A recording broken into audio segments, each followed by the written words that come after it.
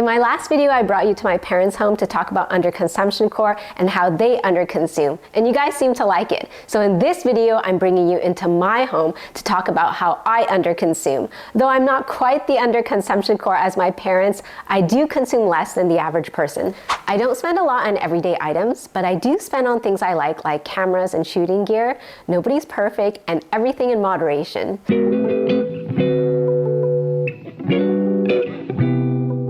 Hi, so welcome to my home. I'm going to show you the little things that I do to reduce my consumption. Come on in. When we just moved in, we had a lot of spare walls that we wanted to fill up with paintings, and they were really expensive. So instead, we had a great idea. Since the kids like to do art a lot, they made a lot of our decorations in the house. I think these decorations are more sentimental than buying generic pieces of art because it's made by our kids and that we framed them. We will be keeping them for a long time. My kids are now older and appreciate that we cherish their work.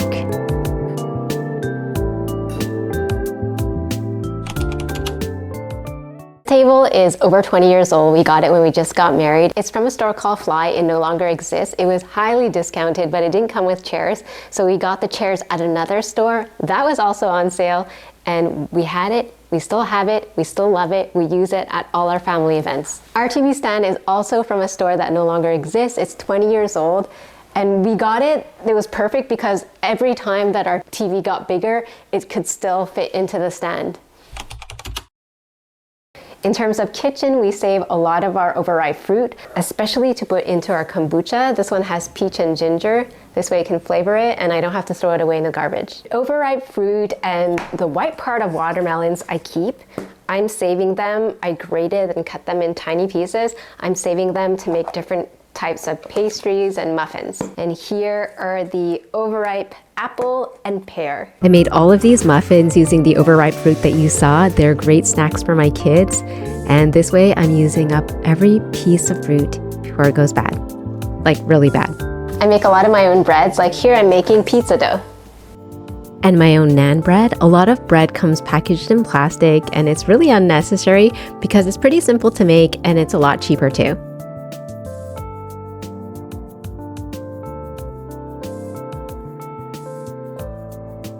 I got this Dutch oven secondhand for $50. I love it because now I know how to make sourdough and I don't have to go out to buy loaves of bread every week. Instead, I make my own sourdough all the time. And it's the best tasting bread we've ever had. Every time I cut bread, especially sourdough, I'm left with breadcrumbs, so I keep it in this container. And every time I need breadcrumbs, I have them over here. I got this pumpkin from a neighbor. As you can see, it's a bit rotten. She was gonna throw it out, but I said, save it. I can do something with it. So I'm gonna cut off the rotten part, put it into my compost bin so it can make soil for next season, and I'm gonna use the flesh for food.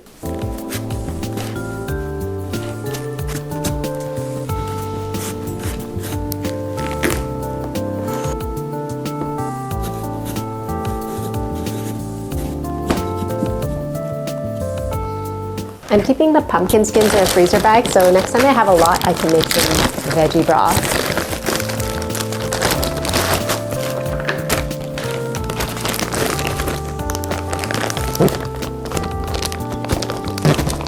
Because I'm in the kitchen so much, I'm left with a lot of food waste.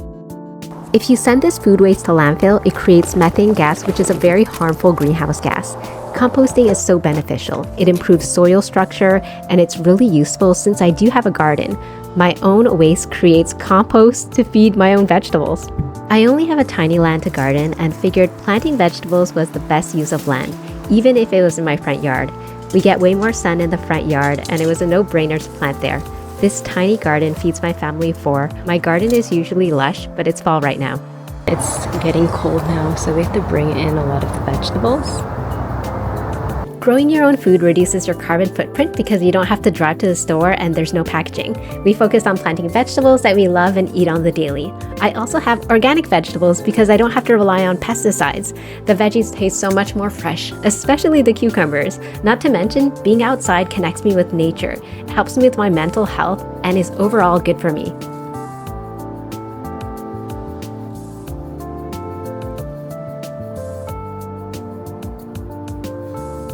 We're back in the kitchen. The plates in our house are a mix matched and mostly bought secondhand. I found this cute snowman plate at our local garage sale and paid $2 for 4 of them. These 80s style plates were my mother-in-law's. As long as they're functional, I'll still be using them for years to come. I also have a section like my parents do, but not quite as tidy. This is where I keep used plastic containers that I didn't throw away, and I just use them as extra storage bins. And this is my whole stash of jars that I'm definitely going to reuse again. They're so convenient to have on hand. All my jewelry is really old. Most of what I have is from when I got married. The pieces are very simple, so it goes with a lot of styles that I wear. Especially over the years, I've changed different styles of clothing, but the jewelry always remains the same. When I'm on my period, I use period underwear. I have a few of these. I use them on rotation. This way I don't have to buy disposable pads and tampons. I also have a menstrual cup, but as I get older, I don't really like to use it too much. So I only use a menstrual cup when I really have to go swimming. But on the day-to-day, I wear period underwear. And since I work from home, it's super easy. Just wash them, hang them, use them again. You really only need a few on rotation. And this way, I don't have to keep on buying tampons and pads whenever I see them on sale, store them in the cupboard. Instead, I just have a few of these on hand. It's just so much simpler and it takes up less space too. And saves me money. But definitely when I'm on vacation, I will just bring a menstrual cup because it's a lot easier when you're out on vacation. You don't have time to wash your underwear all the time. So this is, you just dunk it, rinse it, reinsert it, and it's very small. You only need to bring one of these in your whole suitcase. We're in the bathroom now. I have a bidet, and before I used to use about 2 or 3 toilet paper rolls a week. And now I'm using about 1 or 2 rolls a month. It's been a huge lifesaver. Every time I go to the washroom, I just put the spray on. I find it's a lot cleaner down there. I have a cloth that I just like dab to dry. But when I'm on my period, I'll use toilet paper to clean up, and that's why I only use 1 or 2 a month. Another area I save on is using a shampoo, conditioner bar, and bar soap to wash my body. These last me a long time. A shampoo bar will last me anywhere between 4 and 7 months depending on the brand. And this thing here, the conditioner bar, will last me over a year. So less plastic bottles in my bathroom. And also, it's super easy to travel with. Just put it in a little box and you don't have to bring like big gigantic jugs of plastic things. For those of you following me for a while now know that I make most of my own cosmetics. I started doing this probably about 15 years ago. I like making my own because I don't have to run to the store every time I need something, which can lead me to impulse buy, leading to overconsumption. I can also use upcycled containers. This is a cream deodorant. I shared the recipe in another video along with so many other recipes, mostly in my short section. But I'm in the process of writing an ebook so you can find all my DIY cosmetics in one spot. When the book is ready, I'll be sure to share the link in the description below, so please check back in the future. Here are all the other cosmetics that I make. Mineral foundation powder, highlighter powder, brow filler, powder liner, tinted lip balm, cake mascara, multi-purpose balm, and solid perfume.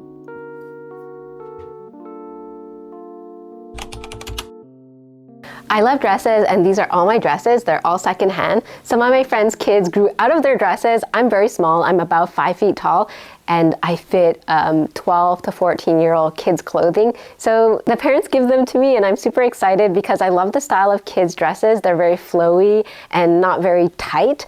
So these are all the dresses I can choose from, and I don't think I need to buy any new ones anytime soon. Any delicate or fragile clothing will be washed by hand. This way they'll last a long time, extending the life of each garment. It also keeps the colors very vibrant. Even if I wash my clothing in a washing machine, I'll air dry them, especially if it's warm outside. It helps save energy consumption because dryers take 10 to 20 times more energy to use than a washing machine. Sun's UV rays kills bacteria and dust mites and makes clothing smell fresher. We're a family of homebodies. That helps a lot. This way we don't have to go out every time we're feeling the itch to do so. We're very comfortable being in our own home. I cook a lot of our own foods. This way we don't have to go to restaurants and overconsume. But if we want to go out, being in nature does the trick. It gives us a change of scenery and just time to spend together. I live this lifestyle for environmental reasons, and I don't think I'm depriving myself of anything. Let me know what you do to underconsume. And if you like this video, you'll probably like to see how my parents live an underconsumption core life by clicking the video here. I'll see you guys in the next one.